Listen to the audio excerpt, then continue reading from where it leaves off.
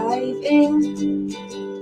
Hope comes and stops us in our tracks.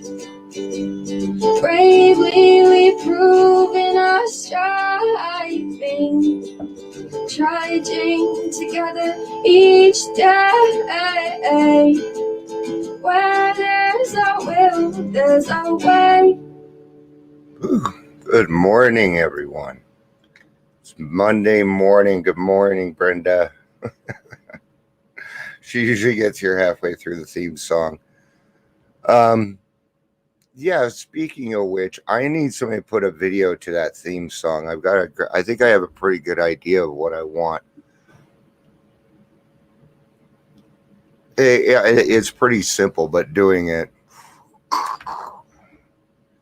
It's funny because my idea does involve like stick figures. That's about all I can draw, but I can't draw the rest of it. I don't even know how it's done. I just don't do that part.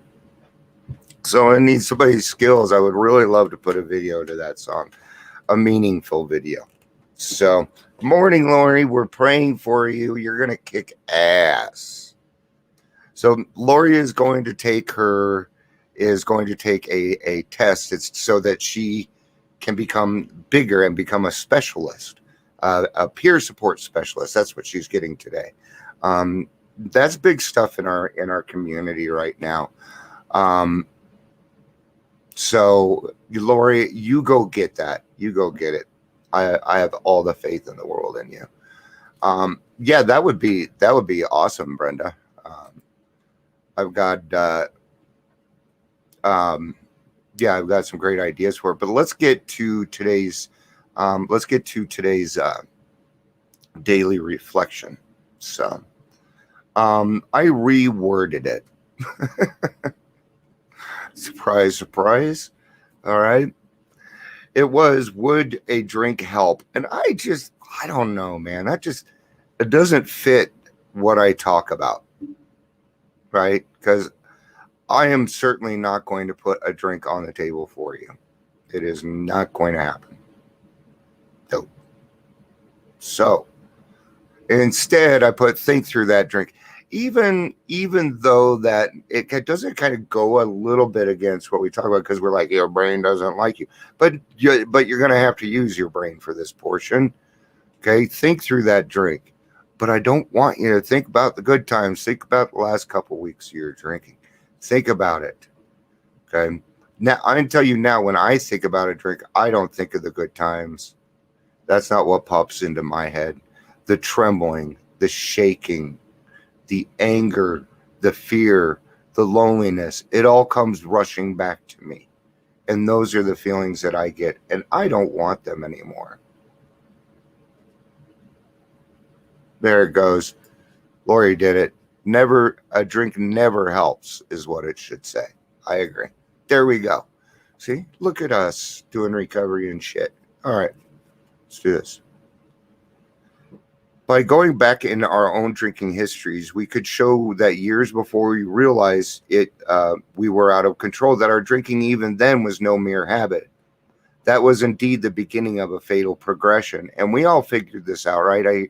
I hear this in stories all the time, and we talk about this, that even in the beginning, now we realize, a little late, that even in the beginning, we were in the steps of a fatal progression, and how much we loved alcohol and drugs automatically, right? Our first witness to what we would think would be unconditional love. Right. Ugh. So I'm going to read out of ODAT also, because it kind of goes with it. And then we're going to get to the 12 by 12. If we are determined to stop drinking or using other chemicals, there must be no reservations whatsoever. Okay. We must be willing to go to any lengths. Nor any lurking notion that our allergy of the body and the obsession of the mind will someday reverse themselves. And I hear this a lot. People say I came into AA because I was hoping that you guys would show me how to control my drinking, or that you would show me how to drink like a gentleman. And sorry, that's not what we do. We don't have the answer to that. And I don't think that there is one. And I'm going to tell you something. Even if an answer did come out for it, I don't know that I'd want it. I love my AA. I love my 12 steps. Even if a quote unquote cure came out so I could drink as much as I want. Did you just hear that line? Listen to it. It's not possible. It's not going to ever happen. You'd have to replace my whole brain, man. Our regeneration comes through the splendid paradox of the 12 steps. Strength arises from complete defeat, and the loss of one's old life is a condition for finding a new one. So the condition for a new life is letting go of your old one. Am I convinced in powerlessness, power comes? Am I convinced that in powerlessness, power comes? Am I certain that by releasing my life and will, I am released? May I know today I pray, may I know through powerlessness, victory through surrender, triumph through defeat. May I learn to relinquish any trace of my secret pride, that I can do it by myself. Let my will be absorbed and steered into the I'm not good at this word, omnipotent will of God. I am going to work on that word because I know that's not omnipotent.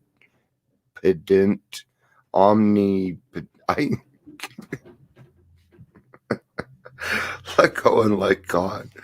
It took me 3 months to say chiropractor. I will get that word down. All right, let's go over to 12 steps and 12 traditions here. We're going to read on step 1. I'm going to skip around a little bit. Who cares to admit complete defeat? But what if complete defeat gives you everything that you ever wanted in your life? That'd be kind of different, wouldn't it?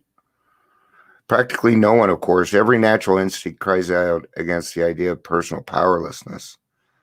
It is truly awful to admit that, glass in hand, we have warped our minds into such an obsession for destructive drinking that only an act of providence can remove it from us. No other kind of bankruptcy is like this one. Alcohol, now become the rapiest creditor, bleeds us of all self-sufficiency and all will to resist his demands. Once this stark fact is accepted, our bankruptcy as human beings, our bankruptcy as going human concerns is complete. But upon entering AA, we take quite another view of this absolute humiliation. We perceive that only through utter defeat are we able to take our first steps towards liberation and strength. Our admissions of personal powerlessness finally turn out to be the firm bedrock upon which happy and purposeful lives may be built. So we're giving up everything so that we're giving up a lot of things so that we can start to build on our happy life.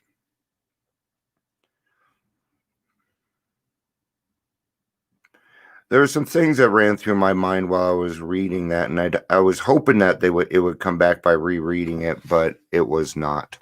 So, all right. I also wanted to read the last part. Why all this insistence that every AA must hit bottom first? The answer is that few people will sincerely try to practice the AA program unless they have hit bottom. For practicing AA's remaining 11 steps means the adoption of attitudes and actions that almost no alcoholic who is still drinking can dream of taking. Who wishes to be rigorously honest and tolerant? Who wants to confess his faults to another and make restitution for harm done? Who cares anything about a higher power, let alone meditation and prayer? Who wants to sacrifice time and energy in trying to carry AA's message to the next sufferer? No, the average alcoholic, self-centered in the extreme, doesn't care for this prospect unless he has to do these things in order to stay alive himself. Thank you, mute button. Under the lash of alcoholism, we are driven to AA. And there we discover the fatal nature of our situation. Then and only then do we become as open-minded to conviction and as willing to listen as the dying can be. We stand ready to do anything which will lift this merciful obsession from us. Yes, I remember when that obsession was lifted from me. And it was one of the greatest joys of my life, man. And I don't remember exactly when it came, but I know when I recognized it, right? It had been I went to Sevi to get a soda because I like their ice. I chew a lot of ice. And I came back home and I didn't even realize I had walked by the liquor store twice. That's when it came to me. I'm like, it's working. Now it's working. Because usually I would walk by and be like, God, it stinks in there. Because it did. It stinks. Alcohol stinks, man. I don't like the taste of it. I like the smell of it. Kind of weird, huh? When I was still drinking, I couldn't respond to any life situations the way other more healthy people could. Okay. Now I'm not even talking about normies here. Yeah. Sorry, most normies that I meet are woo. A lot of normies I meet are not. So I mean, it really depends. I hang out with people that have servants' hearts. So I hang out with all sorts of people. Actually, I don't hang out with anybody. Morning, Jill. It's good to see you, honey. We're talking about how a drink will never help anything. That's what we're talking about. It's good to see you. The smallest incident triggered a state of mind that believed I had to have a drink to numb my feelings. Even the smallest thing. You ever had your two teenage girls come to you at the same day and tell you how they need to take a pregnancy test?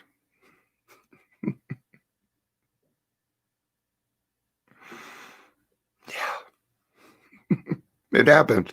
They were both negative, which is good because I would have fucking killed them. I did drink over that, but I tell you something. It was just a fucking excuse, guys. So what? I was looking for a reason to drink. Not yet. She's 8.